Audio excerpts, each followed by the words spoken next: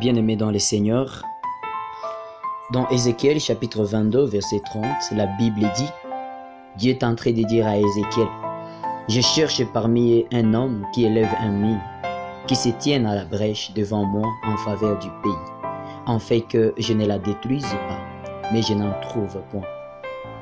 Ici, Jésus est à la recherche d'un homme. Il est à la recherche d'une personne. Et cette personne aura pour attribution de s'élever et de construire des brèches. Cette personne aura pour attribution de prier pour la nation. Ici, Dieu voulait dire qu'il veut aussi guérir la nation, qu'il veut guérir les pays, mais qu'il est en train de chercher quelqu'un pour intercéder en faveur du pays. Bien-aimés dans les Seigneurs, est-ce qu'il n'y en avait pas en Israël des gens qui priaient? Parce que Dieu cherchait une seule personne. Il a dit, je cherche parmi eux un homme qui élève. Bien-aimés, est-ce qu'il n'y avait pas de gens en Israël qui cherchaient réellement Dieu? Est-ce qu'il n'y avait pas de gens qui priaient? Est-ce qu'il n'y avait pas de gens qui gênaient? Est-ce qu'il n'y avait pas de prophètes en Israël? Est-ce qu'il n'y avait pas d'intercesseurs en Israël? Est-ce qu'il n'y avait pas des hommes de foi en Israël pour que Dieu cherchait une personne, un homme et les manque? Je pense qu'il y en avait des gens qui priaient. Il y en avait des gens qui cherchaient Dieu, qui cherchaient peut-être Dieu. Peut-être qu'il y avait des gens qui se disaient, je prie aussi. Il y avait des gens qui se disaient, je gêne aussi. Il y avait des gens qui se disaient, je fais ceci ou cela. Mais au-devant des yeux de Dieu, il n'y en avait aucun. Pourquoi? Parce que la plupart d'entre ceux-là qui cherchaient Dieu ne le font pas dans ces dimensions de Dieu. Dans Jean chapitre 4, verset 18, 20 jusqu'à 22. La Bible dit, les vrais adorateurs adoreront le Père en esprit et en vérité. Dieu voulait dire, je cherche parmi eux un homme vrai, un homme véritable. Un vrai homme qui me cherche, qui cherche ma face, non pas par peur, non pas par crainte, non pas un homme qui d'apparence cherchait Dieu, mais qui dans son cœur, il a d'autres choses. Dieu voulait dire, je cherche un vrai homme, quelqu'un qui cherche réellement Dieu. Pourquoi? Parce que Dieu a besoin des hommes, a besoin d'une personne, a besoin de quelqu'un qui pourra intercéder pour le peuple.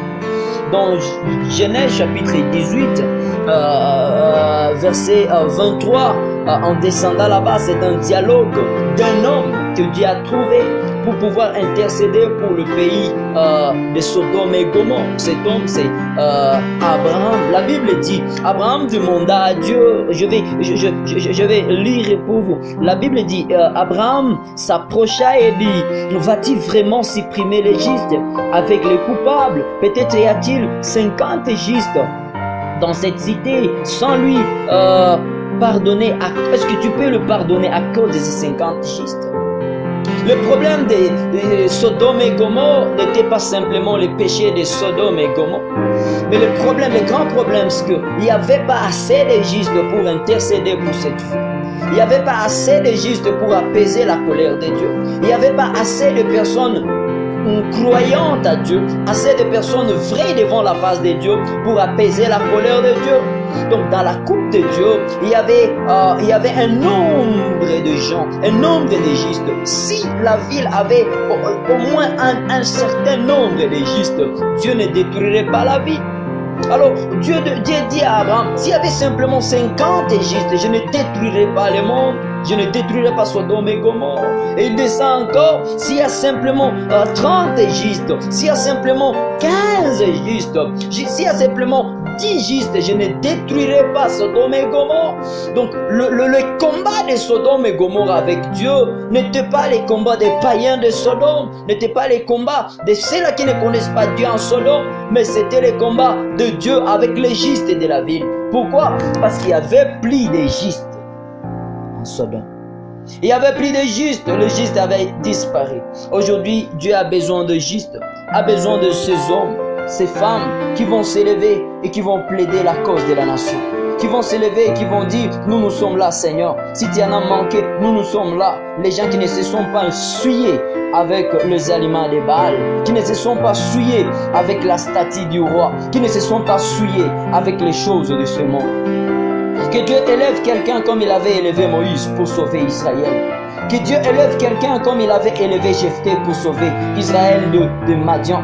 Que Dieu élève quelqu'un comme il avait élevé Jésus-Christ pour sauver l'humanité. Que Dieu élève quelqu'un comme il avait élevé David pour sauver Israël de Goliath. Que Dieu élève quelqu'un comme il avait élevé Abraham pour qu'il soit le père de la nation d'Israël. Que Dieu élève quelqu'un comme il avait élevé Noé pour sauver la race qui va commencer la race de Dieu.